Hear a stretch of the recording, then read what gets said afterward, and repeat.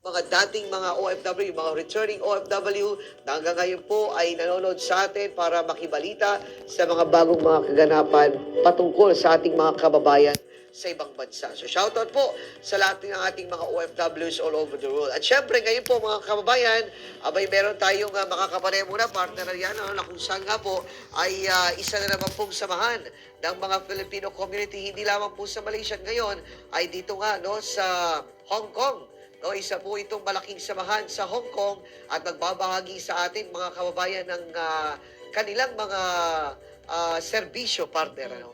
Kung tawagin nga, para makatulong sa ating mga kababayan dyan sa Hong Kong. Dahil nga, base partner doon sa ating mga nabalitaan, abay napakaraming mga Pilipino no, dyan sa bansang yan.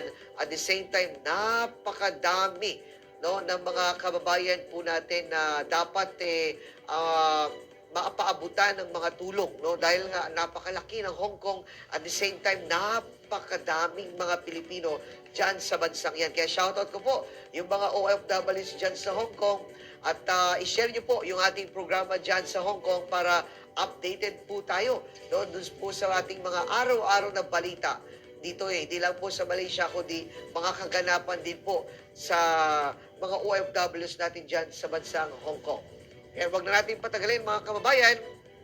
Sa oras ito, makakapanayan po natin ang isa pong samahan sa Hong Kong at kasama po natin ngayon via Zoom ang founder chairman ng samahang Bicol Migrants Hong Kong Association. No? At syempre siya rin po ang founder ng Gabay at Kalinga Group at chairman ng Love, Peace and Unity Pinoy Hong Kong Group. Kaya nasa linya po ng ating komunikasyon si Mr. Arthur Di Buban. Magandang gabi po sa inyo, Mr. Arthur. Si Lester Valle po ito. Kasama ko ngayon si Ariana D. At live tayo napapanood sa programang Serbisyo OFW ng SMNI.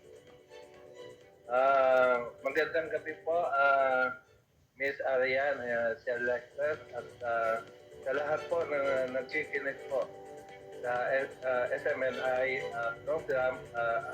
Maraming pong salamat. Isa ako doon sa interview po ninyo. Salamat po. Alright, salamat po Sir Arthur sa inyong oras din. At balita nga namin, kayo pa raw po ay galing pa sa trabaho at the same time. Talagang medyo na early. Early po ba ang uwi ninyo sir dahil may schedule lang interview ngayon? Usually 12 hours talaga ang trabaho namin dito. Ayan. Alright, shoutout po sa mga kasama nyo dyan sa Hong Kong ha. And then, at least meron ng Zoom talaga partner. Maabot natin yung ating mga kababayan dyan sa bansang yan. Alright, Sir Art, abay, diretso na po tayo sa amin pong interview dahil gusto po malaman ng ating mga manonood. No? At the same time, yan pong inyong samahan ay kilalang kilala dyan sa Hong Kong. At ngayon gusto nating ipakilala pa sa Sir Art no, dito sa aming programa kung ano po ba itong Bicol Migrants Hong Kong Association. Paano po ba ito nag-start dyan po sa bansang yan, sir? Binuo po namin ang Bicol Migrants Hong Kong Association since 2008. Ang samahan ng Bicol Migrants Hong Kong Association ay pagtutulungan ng bawat members at official para may matutunan ng kaunting negosyo no, na pang-agrikultura sa tulong at kaagapay ng OWA at sa Ayo Foundation. Sa katatapos na webinar para sa vegetable and broiler, para naman matutunan ang bawat OFW family in Bicol na makapagsimula sila kahit sa maliit na puhunan. Mahalaga ito sa kanilang pamilya dahil para pag-uwi ng isang OFW, meron na silang napagkakitaan po. Ngayon, yung sa Love, Peace and Unity Pinoy Hong Kong Group at Gabay at Kalinga ng OFW, ito yung mga programa na kasama po namin si Dr. Camel ng mental health para yung may mga problema at mayroong pinagdadaanan at saka yung problema sa mga problema ng kanilang employer ay mabibigyan namin ng tamang advice. Wow. Unang-una, nagpapasalamat ako sa mga kababayan natin dito sa Hong Kong sa tiwala at malasakit po nila.